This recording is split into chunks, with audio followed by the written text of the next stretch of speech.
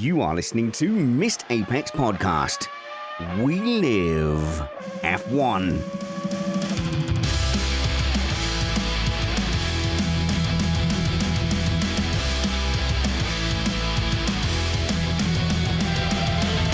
Welcome to Missed Apex. The title of today's show is Check the Car for Damage. That's supplied by Tom the Falcon on Twitter. I'm your host, Richard Reddy, but my friends call me Spanners, so let's be friends. Welcome to the British Grand Prix race review. F1 is good on proper tracks, isn't it?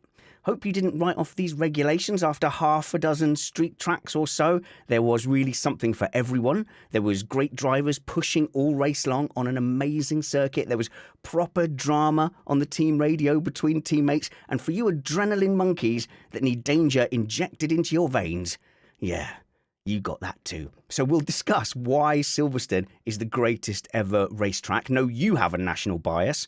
We'll discuss who was at fault for turn one. We'll say who could have won this race, because there was a few contenders. And what does this mean for the title going forward? We are an independent podcast produced in the podcasting shed. With the kind permission of our better halves, we aim to bring you a race review before your Monday morning commute. We might be wrong, but we're first.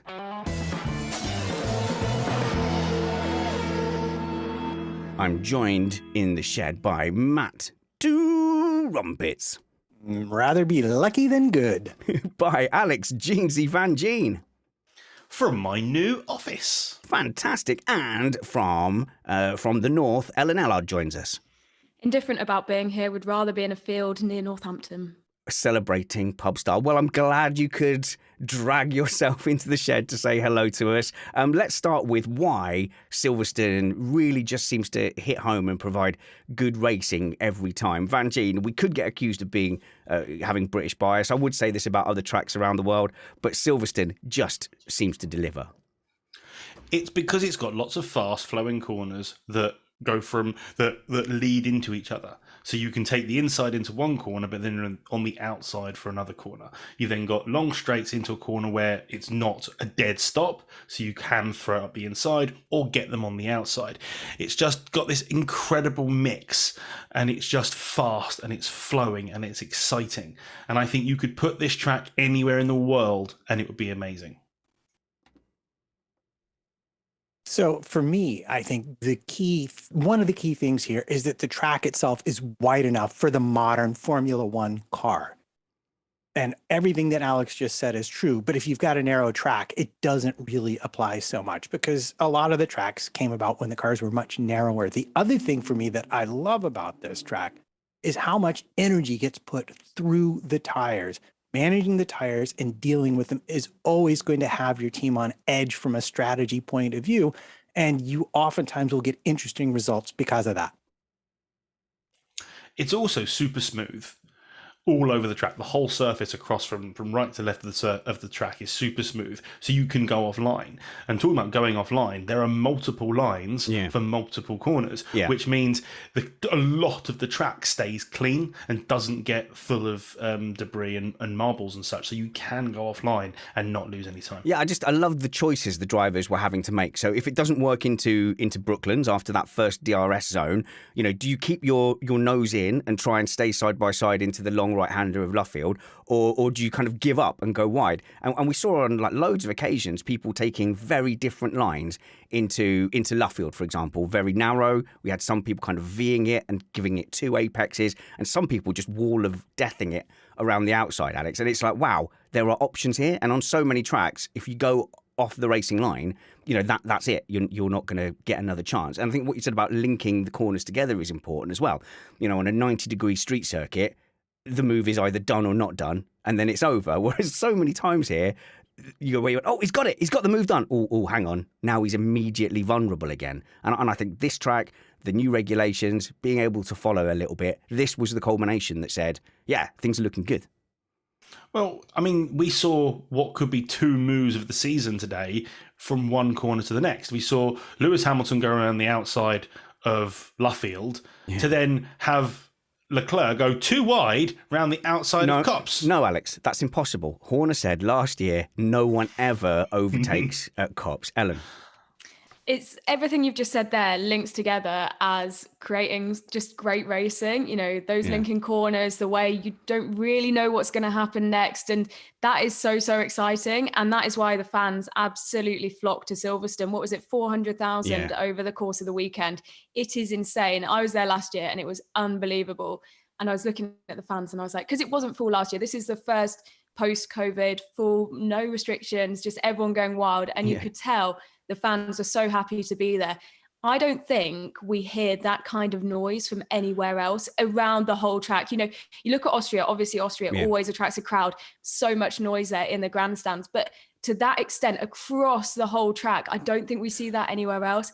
And that is why it is so, so good to watch. And I would have loved to be there this weekend. You know, I was like, oh, last year was so good. It was unbelievable racing. And actually, I think today might have just topped that. It was just like, I got a lot of FOMO. I would have loved to be there. I got a lot of FOMO today. Absolutely. Yeah. Just everyone, all the video. And I loved that from the Sky broadcast, it just like encapsulated that as well. Like all the footage of all the fans making the noise and the drivers getting off. We didn't see that last year. They weren't allowed to go up to the fans. The drivers going off to the fans and being able to like interact with them was just incredible. Yeah, the coverage has really come on, Ellen. But I did wonder whether the crowd noise had somehow been amplified or whatever. But when I had, we had videos from Brad and from Tony who'd sent us stuff, and you go, no, wow, the atmosphere was absolutely wild there.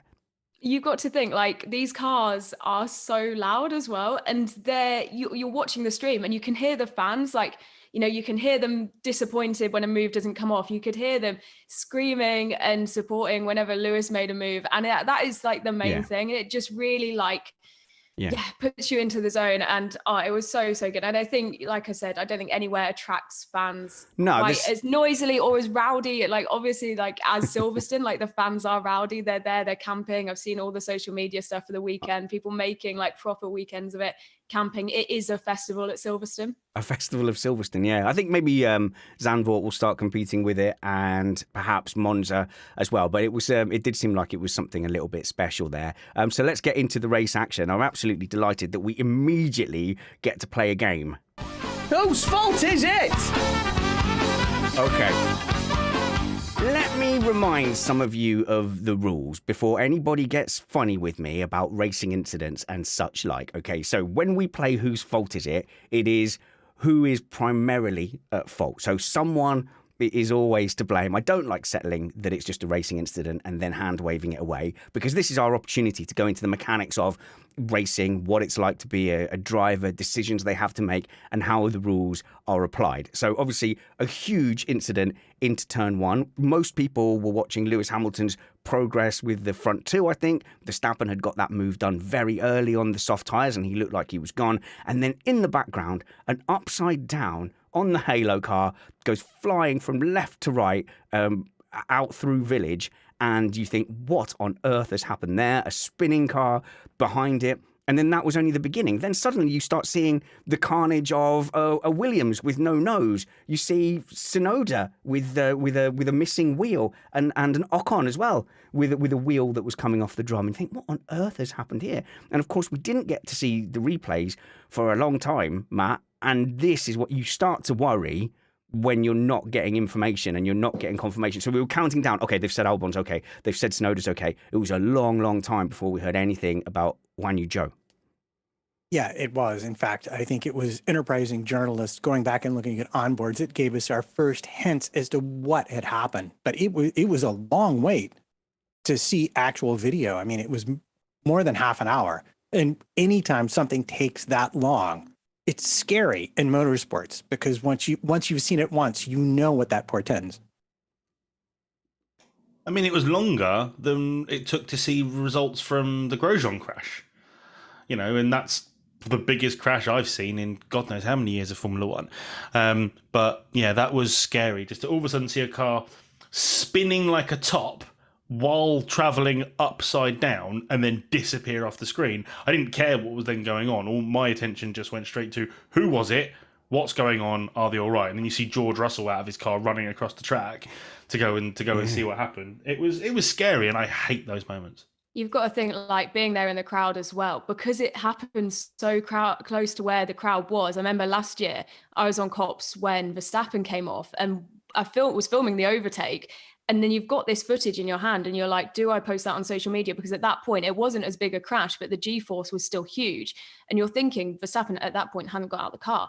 So I've got this footage there. And I was like, am I posting this on social media to say there's been a crash?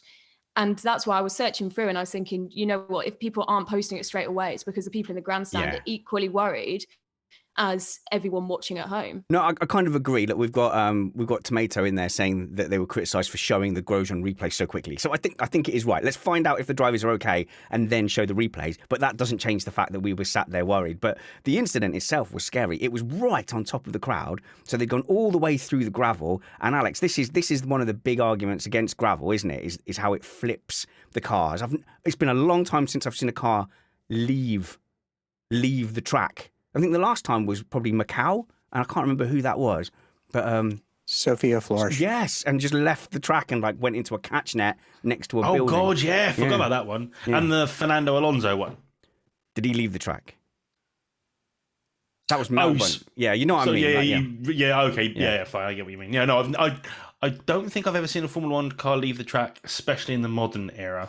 You know, I know cars went in the harbour back in the old days with Formula One, but since the modern stuff, I haven't seen that, and it was just.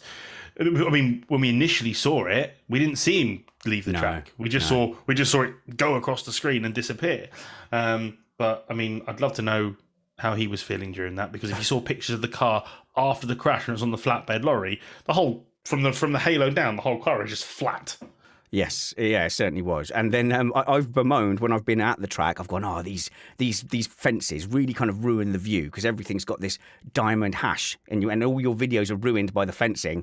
I bet the people were very pleased the fencing was there. You saw people running up the stands. But look, thankfully he's okay. It's a testament to how great these modern cars are. I think with the Verstappen shunt, cars that are on all four wheels tend to do pretty well, and we tend to be reasonably relaxed about those crashes these days. But yeah, a car upside down, flipping over the barriers, with a driver getting out sprinting to go and see how his colleague was very worrying indeed. But it doesn't mean we can't apportion blame. Just because it was a near tragedy doesn't mean we can't have a little fun with it, can we? So, who's got an opinion on whose fault that melee was? Who wants to wade in? Matt? I will, because everybody else has been very wrong about this. Okay. After a lengthy video review, I was finally able to find the overhead shot that I wanted. And it convinced me that Russell was already closing that gap before Gasly's front wheel arrived in it. And I'm going to support that by saying that the fact that he tried to back out of it so quickly indicates that he didn't realize it at first, but he knew immediately he'd made, kind of, in racing terms, a bit of a big boo-boo, driving to what they call the disappearing wedge. Okay, and Alex, I think you felt that Gasly was being a bit ambitious. From the views I've seen, it looks like Gasly is in the hole and then George comes across. If the view that Matt has seen shows different, then I do agree with Matt. But let's say Gasly was in that gap and George closed it. George had already just been overtaken after a bad start by Latifi. Latifi, yeah. Latifi's only overtaken. I see you hesitating. Overtaken by Latifi? Latifi? No, it was. And I would if I was in George's position, I would instantly have gone to close that gap, which is what George done.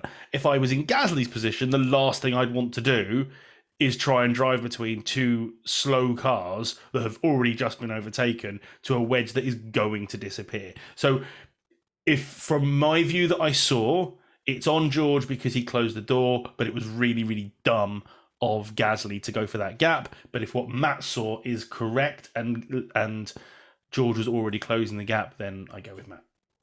Well, actually, you've brought up the third possibility, and that's Latifi, because when he went past Russell, Latifi's fault. When he went past Russell, there was a little bit of a wiggle to the right that forced Russell to accommodate Latifi's pass.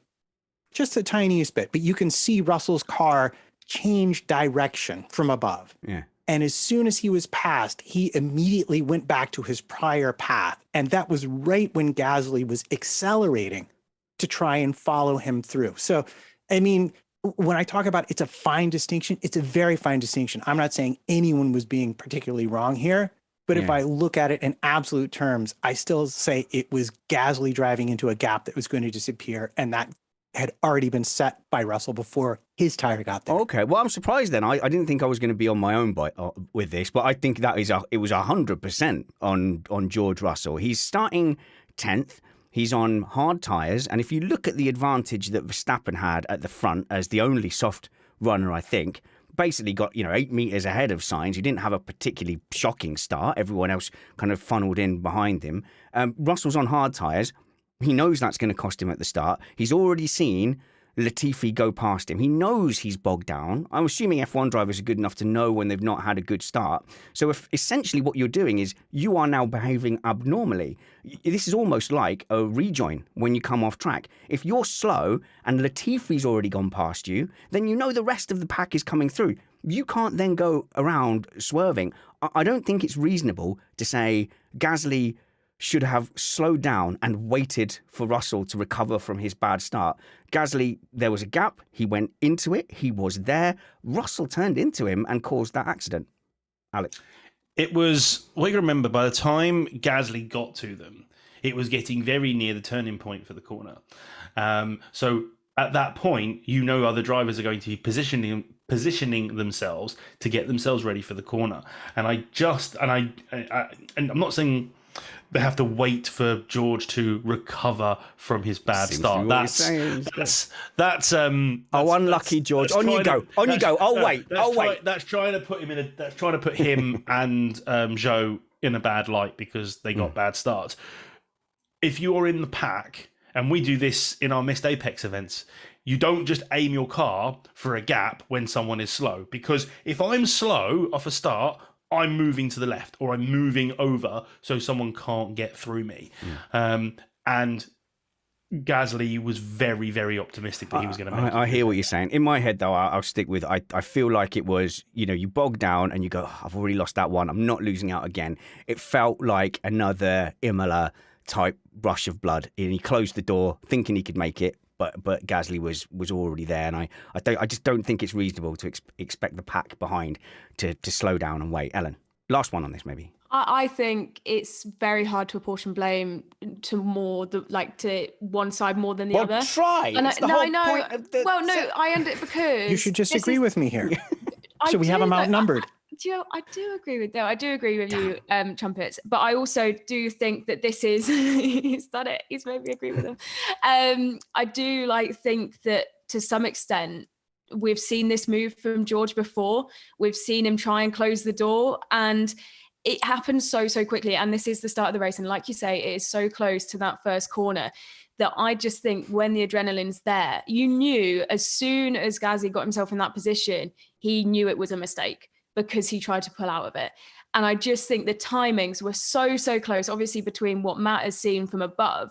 You do think that happened within such a small period. Do the drivers really know that has happened that quickly? I do think George closed the door, but I do think Gasly put himself out there and was probably a bit optimistic about making that move in the first place. I think the only little thing I'd add to that is, if that was Stroll, we'd all be saying, why aren't you looking in your mirrors and seeing there's a car there? I mean, but this is what I'm saying with that George has made these moves before.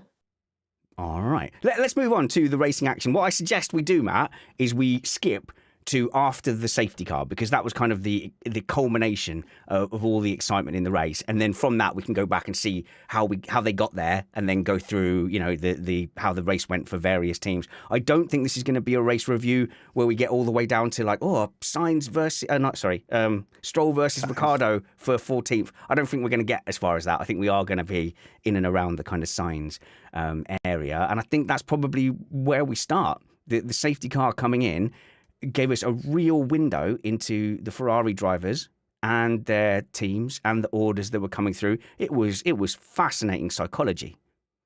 It was. And, I have so many things that I want to say. I'm actually struggling to put them into order, but let's say them all at once really quickly.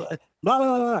No, let's start with the obvious thing, which is we have a dying car of Ocon slowing. Down the straight, we have Ferrari essentially telling Leclerc as he makes the turn to come towards the pit lane that the safety car window is closed. And what they mean by that at that point is that Hamilton is 6 seconds back of him on tires that are less than 5 laps old. And it's 9 seconds minimum to get Leclerc through the pits, even though his tires are much older. So Ferrari does the standard thing. We're going to keep you in first place, even though you've got older tires. And we're going to make Mercedes decide whether or not to swap tires for Hamilton. And because we have 2 Ferraris back to back, we will bring in Sainz to cover off Hamilton in case he does swap to the tires. And that set up the fantastic end of the race that we saw. I think, yeah, if we're starting with the Leclerc decision, surely there's no one defending that. That's the only time I've heard someone defending any possible logic for the Ferrari decision. Surely it's Silverstone with 8 laps left. You don't choose track position over fresh tyres, Alex. Absolutely not. And especially when Max has had a bad race with a broken car and is way back in the pack. You want Leclerc, who is your man for the championship, to get as many points as possible. It doesn't matter. I'm sorry, Carlos. I like you, but it doesn't matter if you double stack the cars and Carlos loses a couple of seconds. You have to get Leclerc out there on the right tyre for the right time. And they didn't do that. And instead of gaining 20 odd points on Max today, he's gained, how many points has he gained on Max today? Less than that. So 20 minus 9. Whatever it is. Yeah. So, you know, oh no, it's more than that. So yeah, minus more than that. It's a big drop. So, you know, and then they would then they tried to make up for it by telling Sainz to drop 10 car lengths back, and Carlos was right to not go for that. So yeah, there's lots of things to unpack on this one. There is so much to unpack. It's just another sort of bad decisions from Ferrari. Yeah. And once again, the drivers are disagreeing with what's being said on the pit wall. Yeah. This has happened so many times now that the drivers are like, the strategy team's like, right, let's do X, Y, Z. The drivers are like, absolutely not. It happened in Monaco. It happens so many times. Or why did you do that? But it's once again, we're seeing it shouldn't be the driver's decision to make. In reality, it's that's the strategy team. I don't know. That's probably the harsh. That's probably a harsh thing to say. No, it's not. Should be, but the strategy, they shouldn't be so regularly disagreeing with the strategy team, and it just doesn't make sense that Ellen, Carlos Sainz and Leclerc making these decisions when there's a strategy team there who aren't making the right decisions. Do you remember like Sebastian Vettel as well in his Ferrari stint? They were going, why is he making all the calls from within the car? And so I don't think that's a unique situation. I think that's part of the job spec for a Ferrari driver. But in some way, the drivers should always have some form of ability to make decisions, but it shouldn't be this regularly, and it shouldn't be the fact that they're constantly making bad calls that impact what should be their championship challenging driver. And see, this is where it gets interesting. If I'm just looking at the standard racecraft decision, no, Ferrari was right. They should have kept Leclerc out. They should have pitted Sainz to cover off Hamilton. They got the team result they wanted. Ferrari wins. Ta-da. But if I'm Leclerc, I feel extremely hard done by because they didn't tell me, look, we can put you on good tires, but you might be behind Hamilton and you might have to pass him on track. He was never given that option. And that to me is a driver's choice option. And if they were really on it, they would have said, you will have the delta on the soft tire to get around Hamilton. We're bringing you in even if you lose position. And that would have been the best call of all. They must run these drills, though. They must say, like, in these scenarios, you've all got the same tyres. If you pit 4 softs and your competitor stays out 4 hards, you will have a soft tyre, and it's a track like Silverstone or Bahrain where you can get past. This seems like the no-brainer choice. They must drill for that kind of decision. If Hamilton behind also pits for softs, you have track position and equal tyres. I don't see any way where that you go, oh, stay on your old tyres and don't worry if the guys behind you go on softs and then get closed up in the safety car, just deal with it. Let's call this what it is. It's yet another Ferrari strategy error in the moment. I don't. Is that unfair, Alex? Am I being unfair? You tell me. Am I being unfair? No, I think you're spot on. From my armchair, from my seat.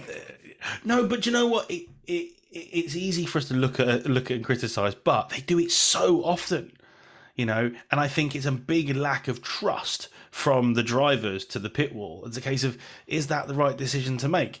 And again, they should have gone with their driver who is leading the way in the team's championship, considering the main rival was out. That is it. Listen, Carlos Sainz did a great job today, but he wasn't quicker than Charles, who had a broken car. He made a critical mistake that cost him the race lead. He only got back due to the issues that Max was having. So Leclerc was the better Ferrari driver today, and they should have treated him like such. I think I'm sure we'll talk about it later as well, but it was the finger wagging from Binotto at the end when Leclerc was walking through, and he went off afterwards and said to Sky that he was just encouraging him and trying to cheer him up. And then Jenson Button said, no friend has ever tried to cheer me up by wagging their finger at me. And I thought that was really interesting because that relationship, that just seems really disjointed. And I'm not really sure, we see with, I'm not sure we've seen it to the same extent. I think just because of where we are in the season, we haven't seen it as much. And obviously Mercedes' position, we haven't seen sort of that, used to see Toto come out and sort of like father and like be that big figure and everyone's hugging and, you see it with Red Bull. We just don't see that as much. And I think that might come back to the trust thing, but I don't think anyone is saying that Binotto was there going, oh yeah, that's, trying to cheer him up. That was not the tone at all. And that just seemed really jarring and not, even though, he dropped, I don't know what he's trying to stop him from saying. Is he trying to stop him from going off and saying that there was a strategy problem? But then why should you have to need to do that? Why should your first thing be as a team principal to go over to your driver and be like, you cannot now go and slag us off to the press. You can't go and say, oh yeah, we messed up with strategy. Why is he having to make that call and go down and say that to him? He should be given the right to go and criticize the team to try and make it better. Matt, good points. Well, I think because Ferrari is going to Ferrari, but more importantly, all the teams have people, minders for the drivers, and they have briefings about what they should and shouldn't say to the press. And I think Binotto correctly picked up on Leclerc's mood, which was extremely aggrieved, and was just remonstrating with him. Like, look, we will sort this out. We know you feel hard done by, but remember, you drive for Ferrari. Ferrari doesn't exist for you to win a championship. And that has always been Ferrari as long as I have known them. They are more important than any other single driver. And they're not the only team that has that approach. Yeah, but the funniest thing is they spent most of that race trying to hand the race to Leclerc. They really did, and they failed to do it. So I don't know. Maybe they should let it play out. I don't know, Matt. The fact is that at every turn they tried to get that swap on, and in the end, it didn't happen. The amazing thing to me, because to me the original sin of the Ferrari strategy department was much earlier than this, and I'll just mention it briefly. We don't have to talk about it. But back when they pitted Leclerc out from between Sainz and Hamilton, or they didn't. They pitted Sainz out of the lead. They should have pitted Leclerc out. They should have gone on the radio, told Carlos, "Look, he's vulnerable to the undercut. Normally, you'd get pit preference, but we're gonna pit him first." If they'd done that, Leclerc would have won the race. This should have been over much, much earlier than that. The second Max was out of the picture, and Leclerc drove straight up to the back of Sainz, it should have been, sorry, Carlos, out the way, mate. I'm a fan of Carlos, but he's not in this championship, and He needed to get out of the way. I can see that hurting, Matt. Ellen. I was going to say that when they make the decisions, when they finally make the decisions, if they are the right decisions, they're making them 10 laps too late. So they need to be more decisive with when they're choosing to make these calls. Yeah. Okay, Matt, you go.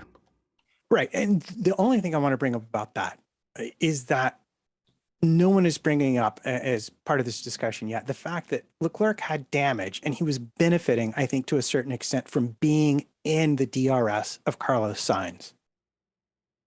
So, yes, absolutely, this is true. Go on, quick 5 counter. points of downforce. He pulled once he got past Carlos, he dropped him by about 3 seconds. Carlos pitted. Did he not? No, he let him by. You're right. You're correct. But at that point, his tires were gone. We don't really know the delta between the two of them exactly. But what we do know is that when Sainz came out behind him in the pit sequence, that Leclerc wasn't really getting away from him in the way that you would have expected had there been a significant delta. What I was seeing, honestly, was that Sainz was about 2 laps behind where Ferrari wanted him to be on pace.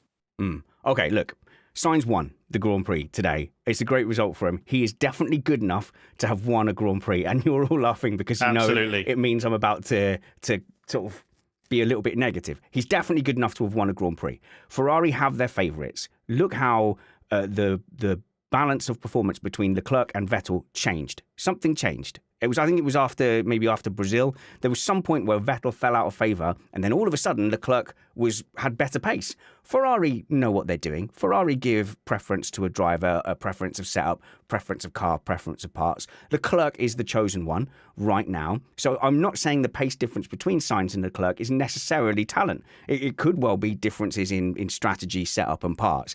However, everything on the radio, everything in the race today told you that Carlos Sainz is the number 2 driver. He was told to get out of the way a lot of times. There was a significant kind of begging and like, oh, I'm not going to. And then they gave him deltas to meet that were just out of reach conveniently. And whilst he was trying to make those deltas, he had Leclerc shoving it up the inside and not giving him any real chance to meet those deltas. And it sounded like the whole time Ferrari were just kind of trying to placate Sainz and trying to justify what they were doing until finally, at the safety car, they tell him, with a chance of winning the British Grand Prix, his first ever Grand Prix with new soft tyres against old hard tyres, they tell him to leave a 10 pace gap to Leclerc. When he's on the verge of winning a Grand Prix, he's been leading a lot. And this is why he starts saying, no, stop inventing reasons. But we need to save him. We need to have the pressure off from behind. And he's like, no, I'm under pressure. Stop inventing. He's accusing his team on the team radio, his team, of making up reasons why he needs Leclerc to win. And he then goes and basically, Matt, ignores those team orders and goes to win. He has won today, but that war with his place in Ferrari may have taken a dent. Maybe, maybe not. For me, what that absolutely is you could say Leclerc was perhaps the faster driver today. Maybe Verstappen was too. Possibly even Hamilton.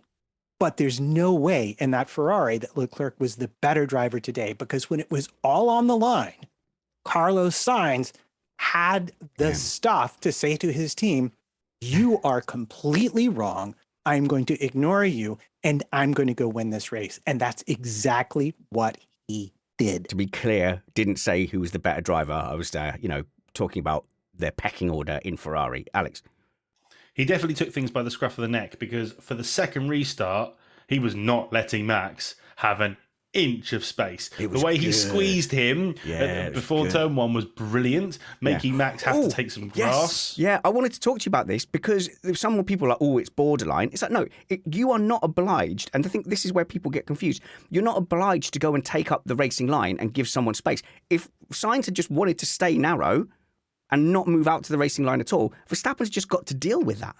Absolutely. And so that was fantastic. And then Charles Leclerc made his own problem by trying to make a ridiculous move diving up the inside of Perez into the loop, rude. and which ruined his front wing. I mean, imagine how much quicker Leclerc would have been today without that front wing. We wouldn't be having this discussion because he'd have been miles up the road. But also, when you talk about they were giving Carlos deltas to meet, they then told Leclerc the delta, and he went, "That's not fast enough." Yeah. So you had Leclerc playing the game of, well, you're giving him a time to go quicker to. I can go even faster than that, so he needs to get out of my way. So I just don't think there was any harmony in the strategy between that team today. Carlos saw was, this is my chance to win a Grand Prix. I'm going to do whatever I can. You had Leclerc going, Max is miles behind. I really, really need the points. And Ferrari going, how do I not upset both of my drivers, but also get the result we want? Right. And I would only disagree with you to the extent of when he was explicitly told to let Leclerc through. Yeah. Okay. Yeah. Sainz absolutely let him through, and he made no fuss whatsoever about it. You need to be careful if you're a Ferrari driver. They've shelved and belittled better drivers than Carlos Sainz and Charles Leclerc, or should I say more high-profile drivers. They made Raikkonen and Massa into number 2 stooges. They dumped Vettel when it suited them as well. Maybe did they usher Alonso, encouraged him towards the door a little bit as well. So you don't want to get on the wrong side of Ferrari. You do have to play the game for a certain to a certain extent. Alex, last bit before we move on. And maybe that's why Carlos is trying to be a little bit firm and doesn't want to be bullied. All right, let's go down the grid a bit. I suppose the next point down there is actually Perez, who ended up a very unlucky second place. And you might think that as a Perez fan, I would be celebrating that second place. And, good for him. He's showing his performance. I am happy with that. But Perez was a menace today. It was a very un-Perez-like drive when we got into that really racy battle between Leclerc, Hamilton, and Perez. I think the first thing to do, Alex, is to celebrate that as some of the best racing we've seen in F1 for a while. That was so good to watch. It had everything, and we really got an insight into the characters and the approach of those 3 drivers. I didn't sit down for those last 10 laps. I also definitely think Perez was buoyed because he went out for dinner on Thursday night and got to meet 2 of the Missed Apex panel. So I think that definitely buoyed him. Okay. You really want to... You're proud of you stalking Sergio Perez. Technically, we weren't stalking Sergio Perez. We were stalking the Sky crew. But, it ended up being Sergio Perez. But what was interesting from that is, first of all, I'm very surprised an elite athlete will go for a curry the day before practice starts, because that is not the food you want to have before, because if it goes wrong, it goes wrong. Okay. But also, he had a very taped up neck. Oh, don't. Okay. Yeah. So I don't know if that's just something he does as his preparation for each race, or he went in. Was it colourful? It wasn't actually. It was neutral tone. Oh, is it? Okay. I wonder. I don't want to get too deep into this, but it might be kinesio tape, which a lot of athletes unfortunately fall for, and is a bit pointless and rubbish. But when we talk about that battle, it was Perez uncharacteristically massively with elbows out. I think Lewis Hamilton actually a little bit cautious, and Leclerc a gameful try, but just didn't have the grip to fight as much as he wanted. The way I called this when the safety car was out was, holy crap, Perez can win this race. And that was the way I saw it, which was because that Red Bull is the fastest car out there. You have a very motivated Perez who had worked his way through the field brilliantly, very quietly, but very brilliantly to get himself into that position. He's like, I can win this. And he went guns blazing. Yeah. Lewis Hamilton got a bad exit to the start of the first lap without the safety car, which is what put Perez on him and then past him. We then saw this incredible melee into the final section, into the final chicanes, where Perez went off, Lewis took both of them, then they both got him back. It was absolutely phenomenal, and everybody left space. Okay, there was a tiny bit of shoving off the circuit. Perez definitely shoved Lewis off the circuit, but Lewis shoved Leclerc off in the first start anyway.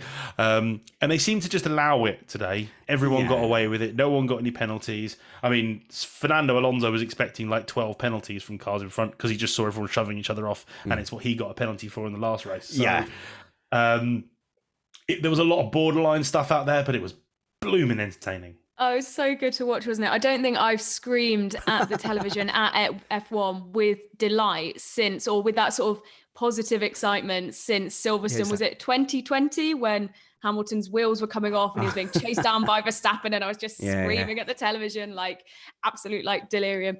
And I did that today, and it's just the way we spoke about it earlier, that the way that Silverstone lets and allows this kind of racing, how wide it is, those corners where you don't really know, the Lincoln corners where you're like, oh, he's ahead. Oh no, he's not ahead. He's ahead. He's ahead, but he's not good. Is it a good thing? Is it bad? I don't know.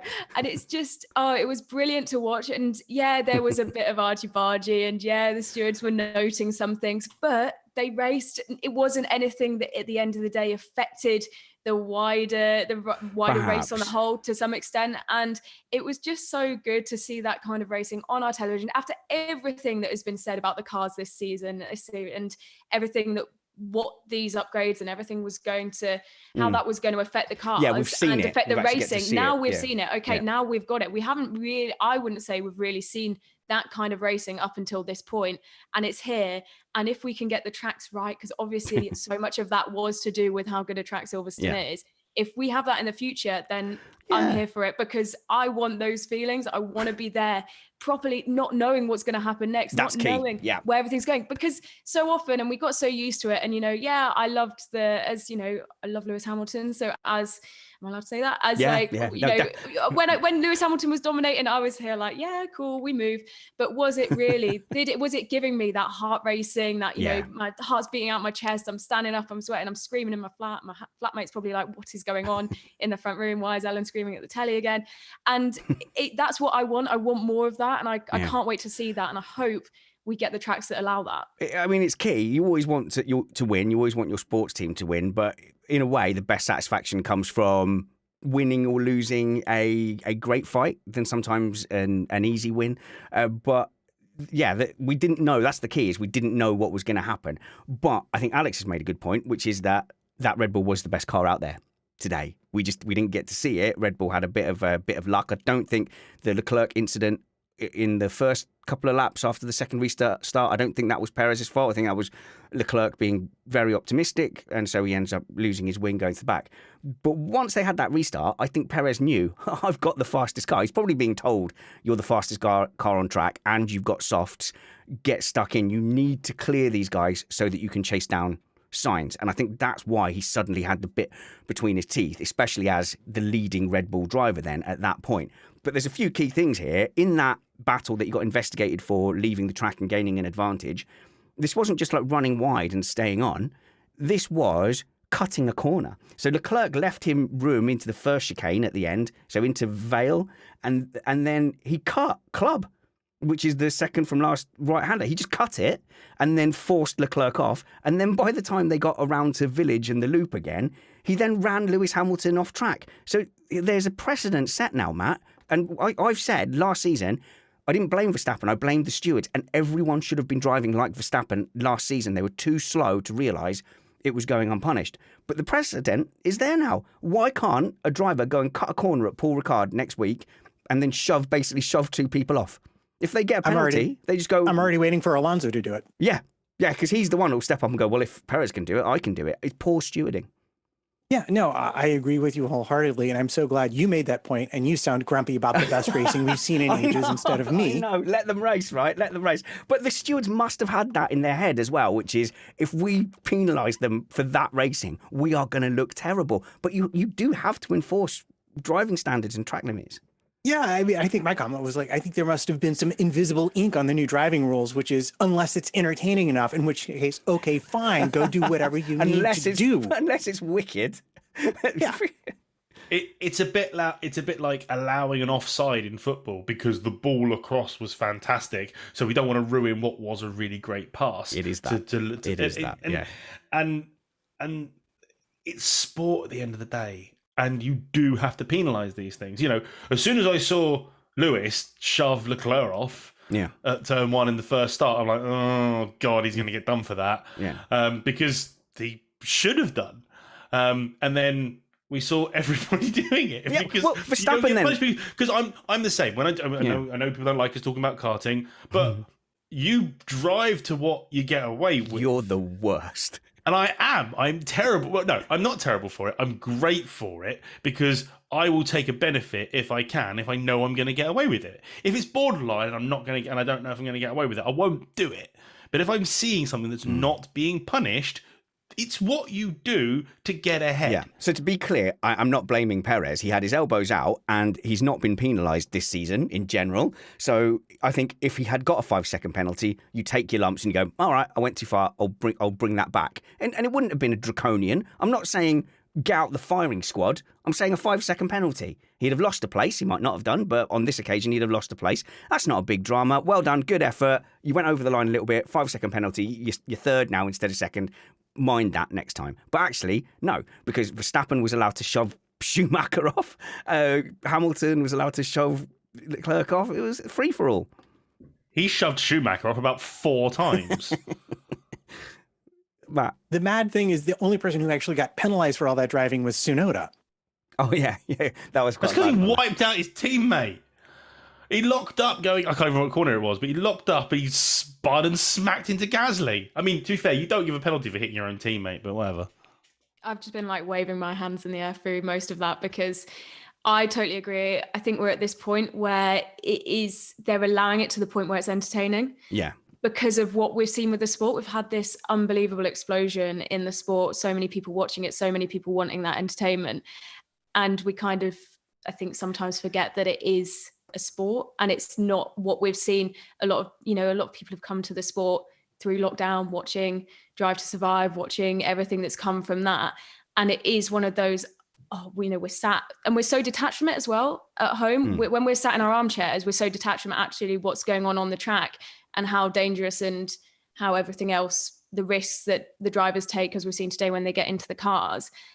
And I think that it's just getting to that point where there probably at some point will be a bit of a decision as, we have seen a lot of the entertainment side.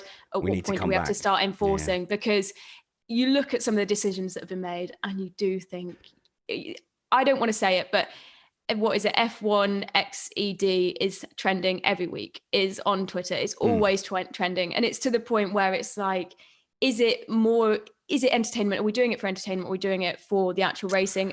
Like Vangeen said, we'll probably get to a point where they just say, yeah, like with the offside rule, you can't just allow that because it's a lovely ball in from the wing. Yeah, or they go WWE, They've just got to say, I hope they don't go WWE style. That would be insanity after what we've seen today.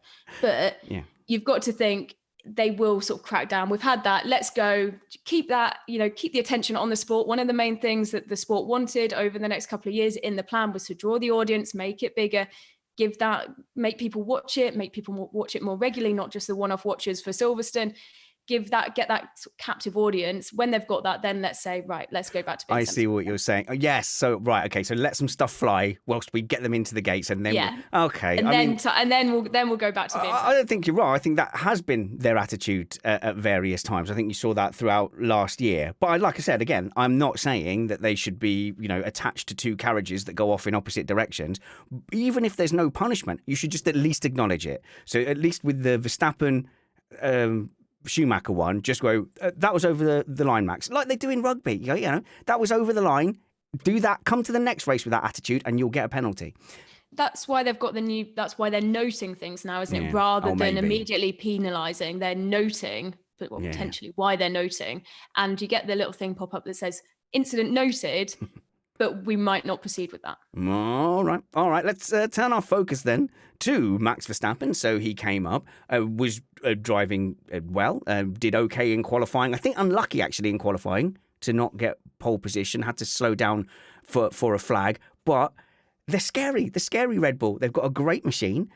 For now, until the technical directives kick in. They've got a great machine. They've got a driver who is just nailing it straight out of the box, instantly takes the lead, and then put enough pressure on Sainz once they restarted to go and take the lead again, Alex.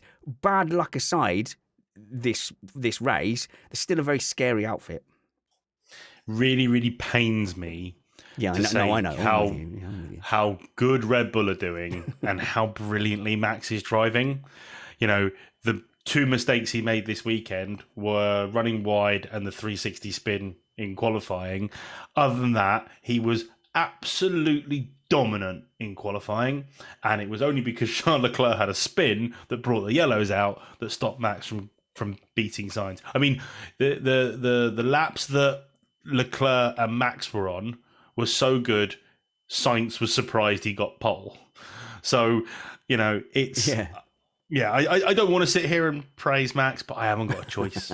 The guy has been driving so brilliantly and hasn't made a mistake. And before Carlos went off, before Carlos went off, I was saying in one of our WhatsApp chats, all Max has to do is keep calm and apply pressure. He hasn't got to do anything stupid. He hasn't got to do anything crazy. He's ahead of Leclerc. He's faster.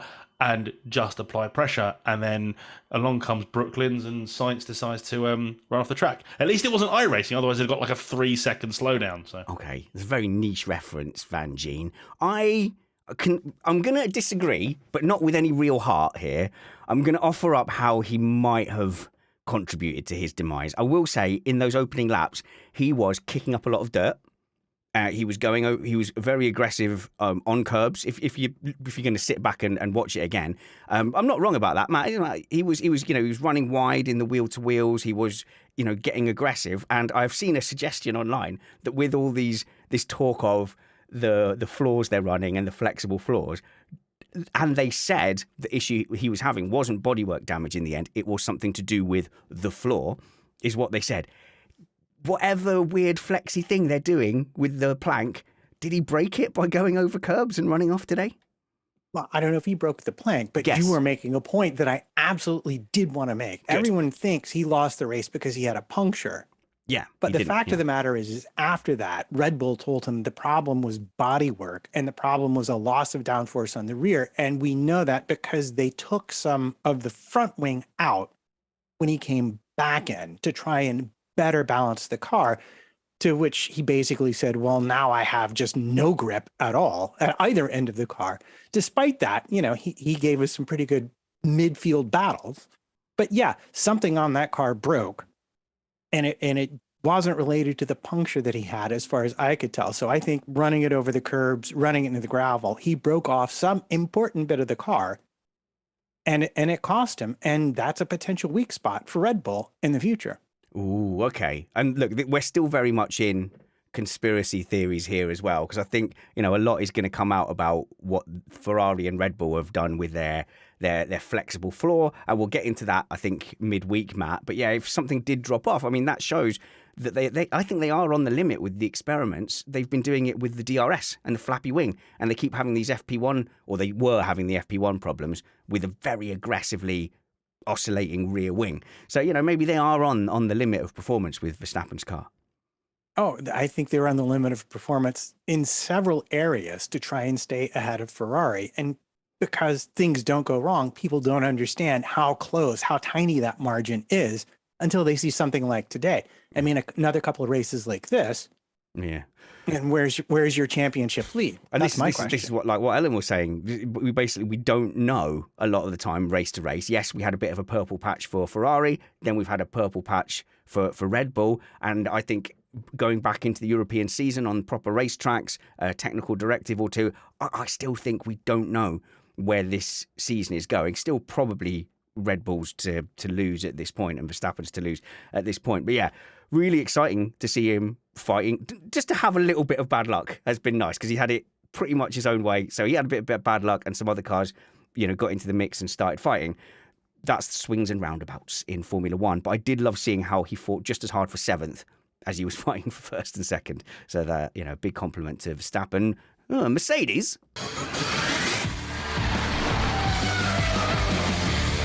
All right. Could Mercedes have won this race? Yes. Today? Vangeen.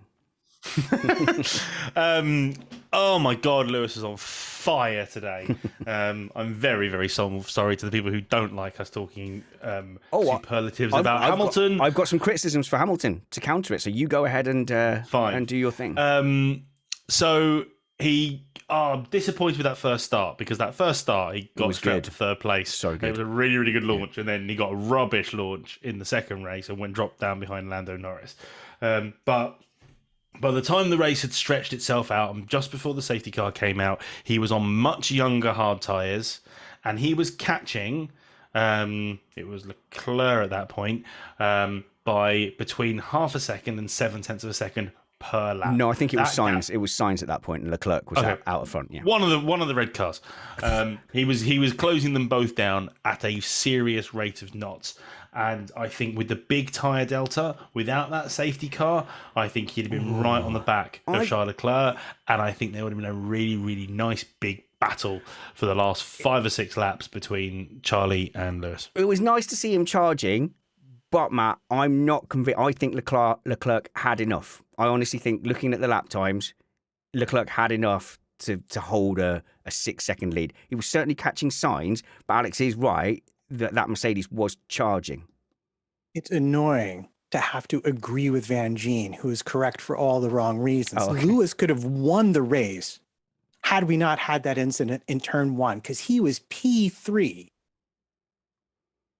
with only Sainz and Verstappen in front of him at the beginning of the race. So I absolutely think the Mercedes did have race winning pace. But I think at the point we're talking about, he was 6 seconds back of Leclerc. Yeah. And he was closing on Sainz, but Sainz also was in fuel saving mode because they were saving fuel so that he could defend against Hamilton when Hamilton finally got to him. So I'm not as convinced at that point he could win the race. I wanted to see it play out from before the Joe crash, because yes, Verstappen looked amazing. He'd taken that risk on the soft tyre. Vettel on the soft tyre with heavy fuel only lasted 8 laps, and we know that the Red Bull is better at getting those tyres up to temperature. Certainly it was this weekend, whereas Mercedes were having the opposite problem. It's quite possible that Verstappen's tyres just don't hang on, and Mercedes just consistent medium tyre running, which Hamilton had, might have seen them well. Alex? I think on an alternate strategy, with Max ahead of Sainz and not being challenged, I think he would have just disappeared off into the distance. I think with a clear run, with a dry track, and whatever strategy he wanted to try today, I think Max would have won. So I actually think the second start was better for Lewis, and I do think especially because of the tyre advantage. The tyre advantage was quite big, and they all dropped off quite a lot on those mediums, and as we on the mediums in the first stint, and we all saw what Lewis could do with those tyres then. But also, I think in that safety car period, at the very last one, I still feel like Hamilton could have won that. So he was saying, are you sure we're on the right tyres? I think if they'd have gone onto the hard tyre, if they stayed on the hard tyre, he's in the same situation as Leclerc and is in danger from behind. They go to the medium tyre, surely he's got the same warm-up issues, just exacerbated. So he couldn't get those tyres switched on. And if you look throughout practice and qualifying, they were having to do double warm-up laps, or certainly Lewis was having to do double warm-up laps as well. So he gets swamped by Perez. But then I just think in every situation, he was still racing like a world champion with a big championship lead, staying out of trouble, instead of trying to do the scrappy midfielder thing. He had several chances where he could have held his ground and said, look, I'm here. If you want to come hit me. But he backed out. He made the sensible choice, which is, you could argue that's why he's on the podium today and not in a twisted carbon fiber wreck with Perez. But that he was not the elbows out kid from 2007, Alex. The only thing that disappointed me from Lewis's battling today was when he left the door wide open for Perez to dive straight down the inside of him into turn 3. The village, yeah. That was the one that I was like, oh, Lewis, don't do that, because that's what ended up getting him forced off the circuit, and then he lost out to Leclerc as well. Yeah, so in Hamilton's defence there, because, it did look like, he left a big gap. But I think Hamilton went wide, was braking later, thinking, I can hold this around the outside, which he did, but then he had to open up the steering because Perez just went, nope, and just Verstappened him, or Hamilton in him, if you like. Ellen? I would love to see so many alternative versions, alternative Oh, wouldn't universes. it If be someone good? could play Yeah. it all Marvel. out, I would sit there for hours. I would sit there for the same duration times how many other alternate However many versions you want to give me. Because I think it would be so much different. I think it would be really different if Ferrari had actually implemented the drop back 10 car lengths as well. I think that could have changed things up. I think that would have made life a lot easier for Hamilton for getting through, because he would have been able to move around the cars a lot easier. Just the way he was fighting was exactly what we want to see. So much, and he's admitted it, the team have admitted it, so much about Lewis and his racing is mental, and it's getting into that mentality. We see it. That's why he goes out and does so much outside of F1 that keeps him distracted, keeps him active in the mind. And seeing him racing like that on his home turf in Silverstone with all the fans behind him, everyone screaming whenever he made any move, that was undoubtedly one of the main reasons why he did so well today. And if he can get into that mindset again and again and again with this improving Mercedes, then we could see a podium every week. Why shouldn't we? Nope. You know, Yep. even if Verstappen is up there, even if Verstappen is in a great car, why can't we see Hamilton, if he can pull out that performance, if he can get those gains? I think a lot of them will be mental. Obviously, he knows the track so well as well. That will really help the situation and will have helped his driving today. But that's no different. You know, he's raced all these other tracks 101 times, even if it is where he grew up and where he first started racing. I just think that is what we want to see. And I think it is. I think we saw a glimmer today of what we will see for the next couple of weeks and hopefully the rest of the season. Not be showing any bias at all there, Ellen. Well done. You did very well. But the core pace is there, isn't it? The core pace. And that's what we've been looking for. Looking at the timesheets all throughout that race, he was in it. He was in it. Absolutely. I think I don't think anyone can expect me to hide being a Brit who has grown up watching F1, who's been to Silverstone, wanting to see a Brit do well. If it was Lando in a similar position, if it was George in a similar position, you know, I'd want to support them as well. I just think with everything that Lewis has gone through and that hardship, I think even if you are looking at it from not being particularly that crazy stan about Lewis Hamilton, you would still look and say today was a brilliant performance. It was. And we want to see more of that, because why wouldn't we want to see the drivers performing to the best of their ability? Well, it's very irregular. It does fly in the face of Missed Apex's famous neutrality, but we'll let it slide. It's the modern world. It's changing. That's why we bring the young ones on to shake things up a bit. Matt. I just wanted to say, in a car that seems kind of on pace, remarkably, we're at actual race circuits, and suddenly the Mercedes, as you pointed out earlier in the show, Spanners, is looking like it may be more competitive. And that would be Verstappen in a super good car that they've already admitted they're probably going to have to change a bit in order to meet the updated technical regulations that we will probably talk about some other time than this. Yeah, some conspiracy theories flying around. But look, just bounce up and down on a pogo stick so you know what it's going to feel like to be in a Ferrari or a Red Bull after these technical regulations come through. No, I'm sure they're doing everything above board, allegedly. Let's go to a few other highlights throughout the race weekend. I suppose we can't not talk about Latifi. Who's got an opinion on Latifi? No, Alex. He did. Alex, But I have opinions. You on grump. It's got nothing to do with his qualifying performance. He but I have smashed it. opinions on You Latifi. can eat your words, right? He qualified into P2, left Albon for dust, and then into the top 10, then overtook Russell at the start as well. So you can just. If it shush. didn't sound so poor on audio, I'd do a very slow clap. Oh, okay. Go. You're not impressed then, Alex. He did what his teammates have been doing with that car for the last however many years, and he's done it once in a mixed session where lots of chaos was going on, and it was about being on the track at the right time. Okay, well done, Latifi. You did it once. Now go do it on a dry circuit like your last teammate used to, and get the kind of positions that Alex has been doing this year. I'm not going to give him props for a spike, not a trend. That spike, not a trend. You're absolutely right, Alex. And so just in case anybody might not quite know why perhaps he got into Q3, basically it was one of those sessions where every lap drivers were improving. So pretty much every driver that crossed the line was taking a big jump up, and then people who crossed the line behind them would then overtake. And as it was getting drier and drier, the times obviously were getting lower and lower. And then the rain came down, which stopped all that process and stopped people improving. Yes, Matt, that is what happened in Q2. Well, actually, in Q2, I think he mainly made it through because, yeah, I'm agreeing with you. You're right. You're 100% right. Then. But specifically, we have Ocon with no battery.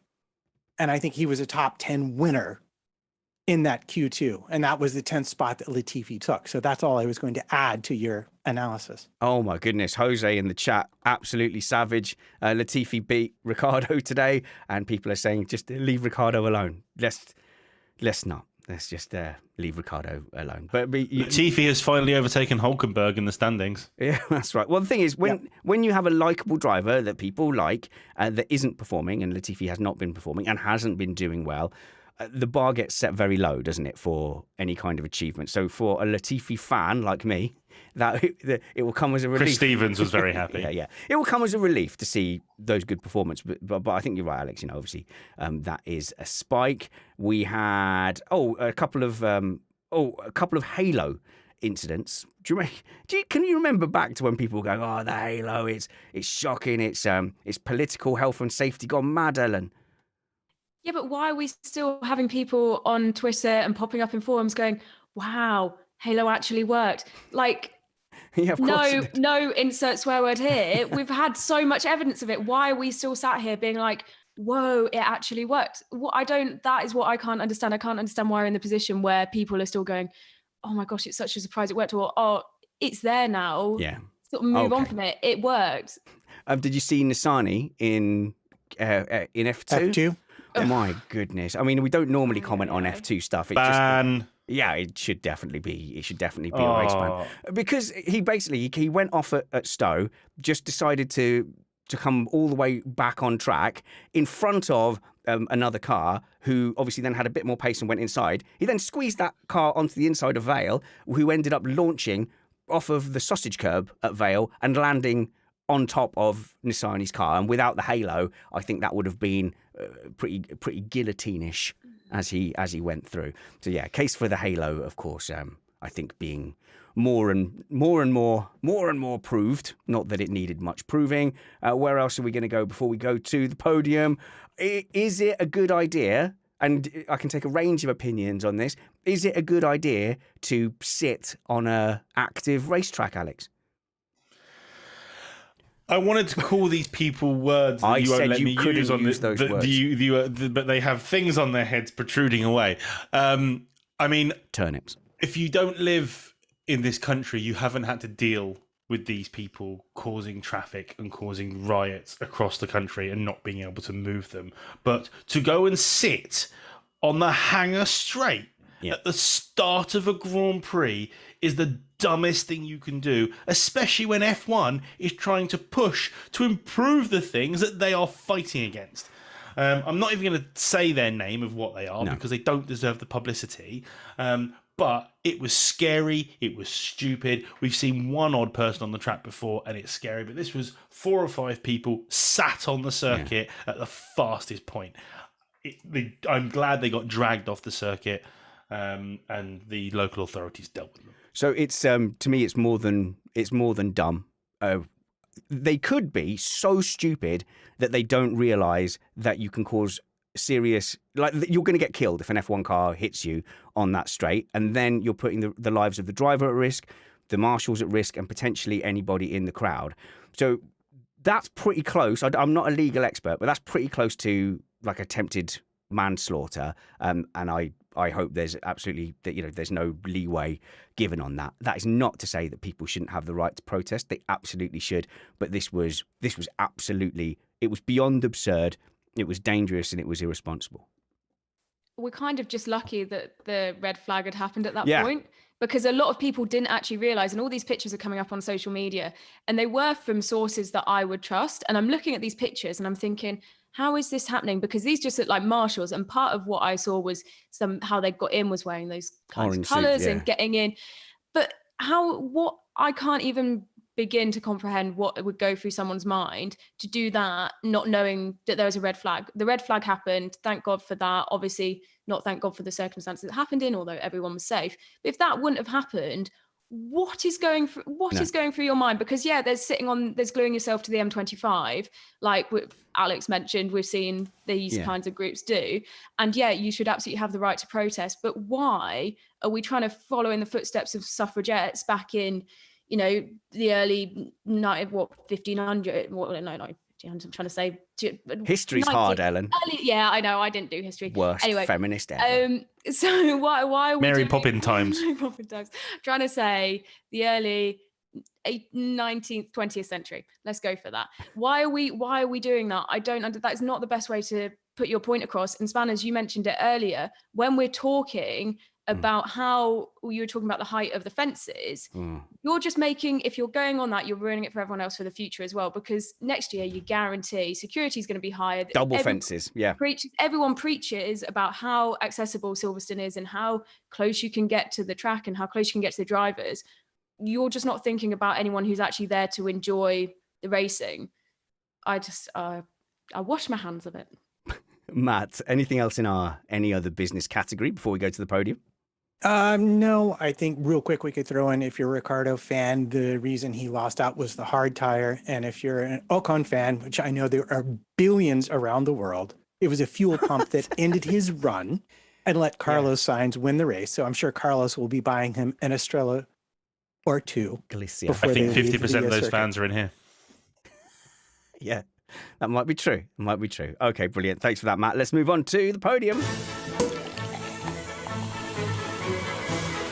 Well, tried to be super positive about one of the best Grand Prix we've seen for a long, long time. And yes, I do accept that I ended up doing quite an amount of old man whinging throughout the last hour and 11 minutes. But I think, overall, I don't want to take away from the fact that I really, really enjoyed that race. The first thing I tweeted after the race was finished was, that was fun. And sometimes we forget, with all the internet arguments, all the interviews, all the data analysis, that watching sport and Formula One and participating in motorsport is supposed to be fun. And today was very, very fun.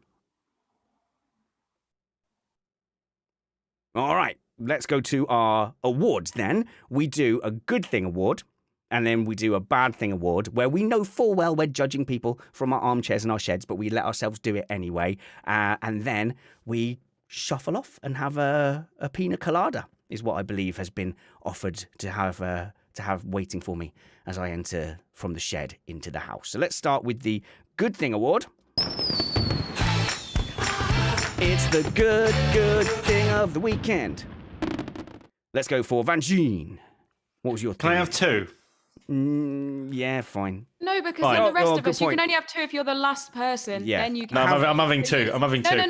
So, If you want to, you've got to he's wait Carlos until us Sainzing go it, first. everybody. He's Carlos Sainzing it. Okay. Me and Matt go first if you get to. Okay, Ellen. I'll take one and then I'll go at the end. Wow. So I'm going full Ham Fosi. Okay. My boy. He was on fire all weekend. Drove brilliantly. Should have won today. I really, really believe he should have done. And so my thing of the weekend was Lewis Hamilton just absolutely smashing it. Okay, fantastic. Let's hope that one of the other two or me steal your other thing of the weekend. Ellard from... Hang on, let's do your social media. Forgot about Alex's. Lots of underscores. But it's generally, if you search Ellen Ellard, you're like the most... Should come up. You're the most famous Ellen Ellard. So search for that. I don't know about that. Might be. On social media, on Twitter, you do some TikToks and also on Instagram as well. Yeah. What was your thing of the weekend? Oh, and by the way, all the links to everyone's social media is in the show notes below. Ellen. My thing of the weekend is everyone getting out safely after that first lap, first corner incident. No, and also the fact that George stopped his car when everyone came over to him to check that he was okay, he was pointing and saying, no, go over to Joe, go over there, you need to get over there. And then he got out and went over there. I you know what? So be it if that's sitting on whatever fence you want to put me on. No. But genuinely, the responsibility from George to say, actually, do you know what, you need to get over there, and pointing and running over and helping Alex as well, and the fact that everyone got out of that safely. He saw a car fly up in front of him that he'd been involved with, and then saw it go over the fence. and it was going to be my second thing of the weekend was George getting out the car to go check on his mate. Obviously, I was being a bit churlish there, but Pete was going, well, maybe he was thinking, what have I done? And even if not knowing exactly how responsible for it, he knew he wasn't not responsible. He was involved. Yeah. Potentially, yeah. Matt, what was your thing of the weekend? Well, I was going to go in the same general direction that Ellen, ever intelligent, clever, and perspicacious analyst that she is, went, but be a little bit more specific in that I'm going to go for the Halo. Although the catch fence is a close second, the Halo probably saved at least 2 lives this weekend. And even the people who hated it when it came on have had to agree that the FIA got this one absolutely right. My only reasoning for not going for Halo was the fact that I don't think that should even be a conversation that we're having anymore. I just think people need to stop being either so surprised that it worked or even arguing about the fact that it should be there in the first place, because I think we've had so much evidence up until this point that, just sit down. Just sit down. Okay. Sit down. Alex, have you got another one? Go on, you can have another one before I get in. No, my other one was the George thing. And I've just learned a new word from Matt, perspicacious. I mean, having a ready insight into an understanding of things. I am going to give my thing of the weekend. I'm almost reluctant to give it to Verstappen, but I am going to, because he didn't really get his head down. After he did a little bit and he was talking through the problems, but once he knew the reality of his situation, he fought as hard for 7th, 8th and 9th. If you looked at all those battles, even before the safety car, when it looked like he was going to drop out of the points, actually he was still fighting away. So, I don't know if every driver does that from a championship leading position. What's he going to do? Retire the car? Some people do. Back? Some drivers do that. They get their heads down and they drift away. Wow. I can't see him doing that. I just think he did the job that he had to do. I think he just got it done. All right, let's go to the negative award.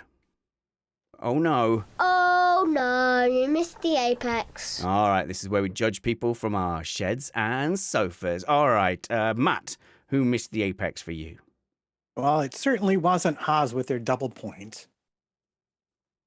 And I'm sort of hard pressed here, because Latifi did overtake Hulkenberg finally in the standings. But I might have to say it's kind of going to be on Williams a little bit, because they completely messed up Albon's Q1 qualifying. And I really wanted to see how their update did in the race. And because of that, we didn't get to find out. Yes. It certainly wasn't. It wasn't a rain update, was it? Well, they messed up his Q1 qualifying by telling him to slow down and cool his tires. And then they were too cold for the last lap to get out of Q1. So he never really got a last lap that other people who kept on pushing did. Fair enough. All right, let's go around the table. Vangeen, who missed the apex for you? Mercedes pit crew. What was it, a 4.3 second pit stop? Again tragic. For Lewis. They haven't done a decent pit stop, it seems, all blooming season. And this isn't new. They've been rubbish at pit stop, but they were just much quicker when they were rubbish at pit stops, and they could afford to be a little bit more labouring on their stops. But it's getting ridiculous now. They ended up bringing Lewis out way behind where he would have been against the Ferraris, bearing in mind the warm-up issues with the hard tyre. And yeah, it's just not good enough from what is supposed to be the best team on the grid. What it does is it reduces their options, I think, when it comes to, when the Ferraris were like straddling his pit window, basically, because it's a little bit shorter, isn't it, at Silverstone? I kept thinking 20 seconds. Is it a little bit shorter at Silverstone? 19 seconds. Oh, okay, yeah.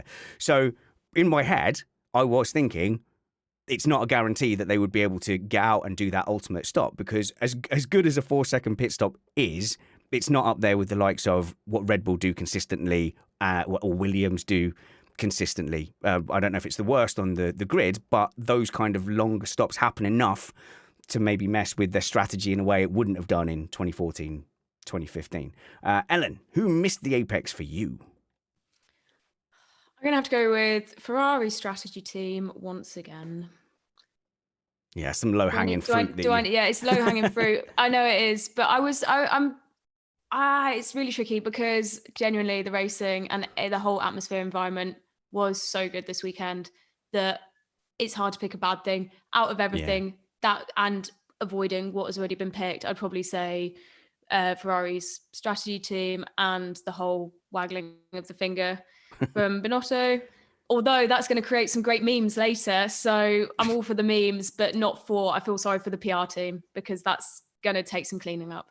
Okay, and I guess that just leaves me for my Missed Apex award. I'm going to give it to the stewarding, but it's only a mini Missed Apex award. I'm not saying, I'll reiterate, it doesn't have to be race bans, but you've got to at least acknowledge the thing that driver A did is not allowed within the rules. They have a warning or a 5-second extension to the pit stop or a 5-second penalty, something, just a small thing to at least let us know that sporting things are being enforced in a sporting way and not ad hoc, depending on who the race director is or because they don't want to ruin a race situation. I think 2021 has slayed us, has killed us for that, doing things for the show. I hope that wasn't the intention, but I wonder if there was a fear of ruining the show.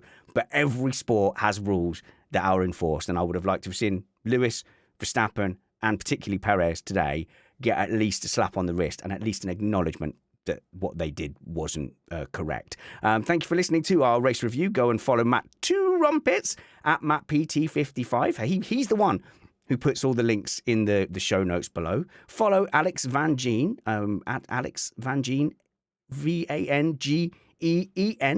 Follow him on Twitter, and Ellard, we said follow her literally everywhere on social media. All the links will be in the show notes below. Follow me at Spanners Ready. Be my friend, Richard Reddy, on Facebook, and do consider supporting us as well. If you've gotten this far into the podcast, maybe you're enjoying it. So check us out at patreon.com/missedapex to see what benefit there might be in being a patron. Mostly it's keeping an independent podcast alive and kicking in the kind of top 100, top 200 of the iTunes sports charts in the UK and the US. Thank you for your support. Wherever we see you next, work hard, be kind, and have fun. This was Missed Apex Podcast.